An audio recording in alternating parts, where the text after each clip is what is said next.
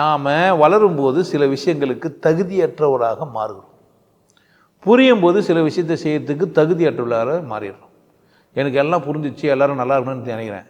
இப்போ யாருக்குன்னா தீங்கு செய்கிற தகுதி எனக்கு இல்லை, என்னால் முடியல, தீங்கு நினைக்க முடியாது. இப்போ தகுதியானவனா தகுதியற்றவனா? நான் தகுதியானவனா தகுதியற்றவனா? இப்போ யாருன்னா கேட்குறாங்க உங்களுக்கு தகுதிக்கு தானே, நான் சொல்லுவேன் நான்.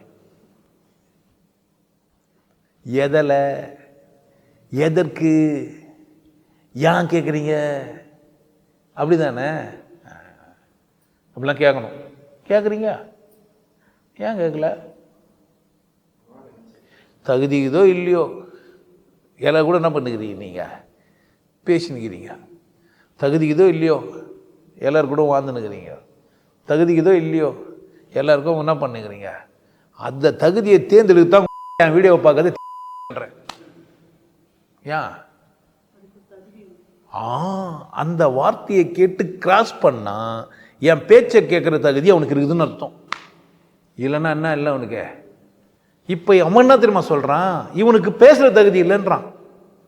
ஆமாண்டா, எனக்கு கொலை பண்ணுற தகுதி இல்லை, எனக்கு திருடுற தகுதி இல்லை, அடுத்தவங்களுக்கு வஞ்சகம் பண்ணுற தகுதி இல்லை, அடுத்தவங்களை அழிச்சு பார்க்குற தகுதி இல்லை, அடுத்தவங்களை கெடுத்து பார்க்குற தகுதி இல்லை, அடுத்தவங்க முட்டாளாக இருக்கிறத என்னால் ஒத்துக்கிற தகுதி எனக்கு இல்லவே இல்லை.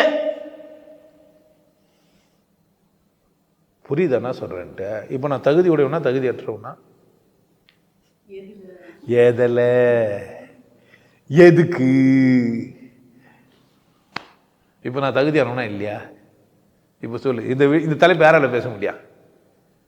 எனக்கு தான் தகுதி இது. ஏன்? எனக்கு எங்கெல்லாம் தகுதி இல்லைன்னு தெரியும், எதெல்லாம் எனக்கு தகுந்து வராதுன்னு எனக்கு தெரியும். அப்போ நான் என்ன பண்ண முடியும்?